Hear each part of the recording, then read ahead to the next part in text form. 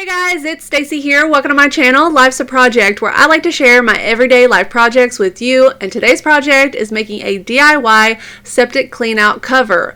But first, take a look at this rhododendron. Look how pretty it is starting to bloom. It blooms in the spring. So James and I purchased this last year for our front landscaping project here.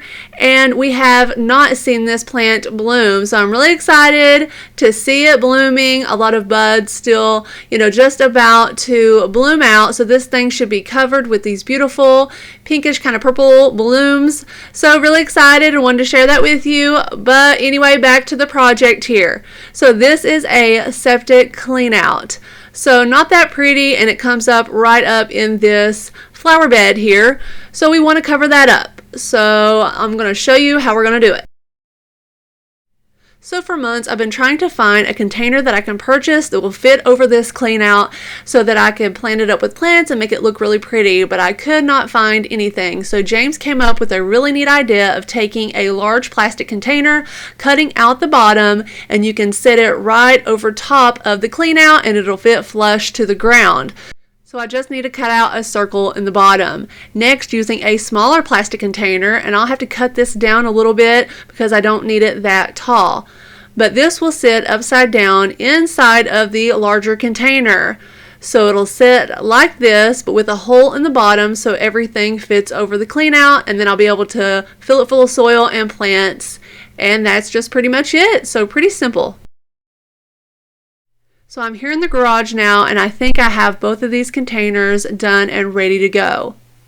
So I've removed the center portion of this large container, and you can do that many different ways.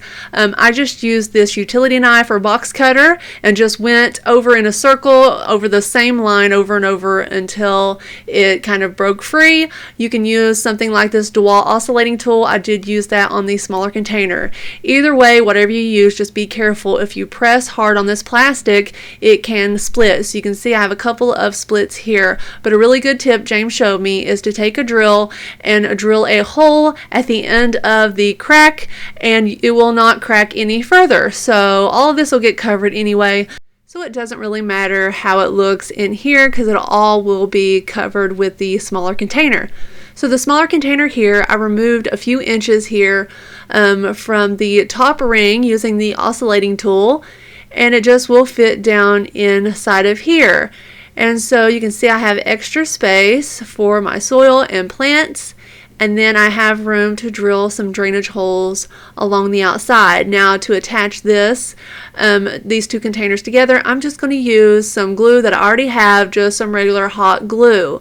You can use any glue you want, something that you think may be a little stronger, but I'm just going to use what I have. It should all be just fine once the soil and the plants, that weight should keep the pot from shifting. So here it is all together. Both containers are glued together using hot glue, and I've already drilled some drainage holes in the bottom. So like I said before, the weight of the soil and the plants should keep the smaller container from shifting around. It's holding together just fine. So I'm really happy with how this project is going so far. So now it's time to plant up this container with some plants. So before I fill it with some potting mix and plants, I just wanted to see how it fits over top of the clean out, and I'm really happy with it. It's sitting nice and level. So really happy with how this project is going so far. So now it's time for the fun part. Here are the plants James and I chose to go in this container. The first one is this lamb's ear, just really kind of a soft green and really soft leaves. The texture is just so soft. So lamb's ear, it likes full sun, so 6 hours plus. It's a mounding perennial, so it comes back year after year. On the back here, it talks about cold hardiness zones. So zone 4, so -20 to -30. I live in Kentucky. I am a zone 6, so the perfect plant for this container and for this area. Here I have 4 of these sedum, and I just think they are so pretty. The contrast in the color of this with the lamb's ear, I just think it's so fun. It's kind of that lime green, just really pretty. So here's the tag: Angelina, Stonecrop, Sedum, bloom seasons, summer, fall, trailing perennial, So again, comes back year after year. This one is a zone 3, so even better. So I really love the combination of these plants. I really think they're going to do well in this container. So let's get to planting. So I have the container filled with the potting mix, and I'm just going to add in some plant food. So some Biotone Starter plant food by Spoma. So just kind of sprinkling some in here, working it into the soil, and it'll be able to use this over time, and it'll make the plants really happy. So I'm going to go ahead and plant up this container, and then I'll show you what it looks like.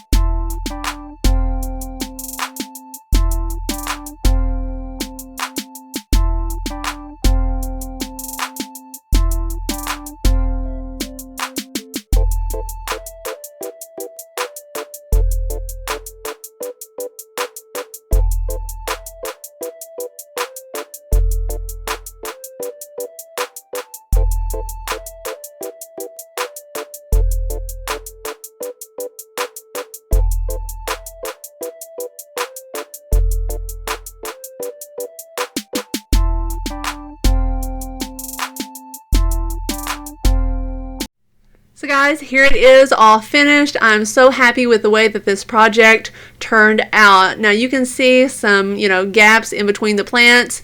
You can see some soil there. It doesn't really bother me. I was wanting to give room for these plants to grow.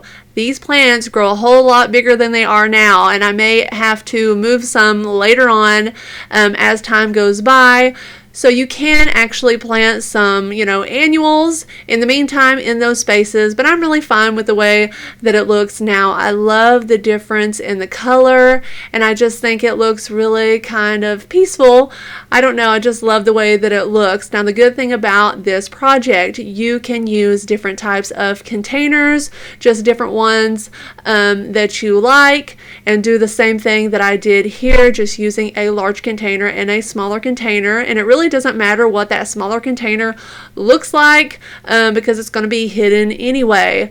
And if you get tired of the way that it looks, you can just change it up. You can make a new one. It is a whole lot cheaper to do that than trying to maybe buy something else to cover it up, like some of those fake rocks that look ugly anyway. So, and you can also put in here some annuals and kind of change out and have fun with that instead of doing the perennials. We just wanted something that could kind of just leave alone and let it grow and do its thing and not have to change it out so much. So guys, I hope you enjoyed this video. If you have any comments or questions, place them down in the comment section below. I hope you are subscribed to my channel so you don't miss out on any future projects or project updates. Thank you so much for watching, and I will see you in the next one. Bye.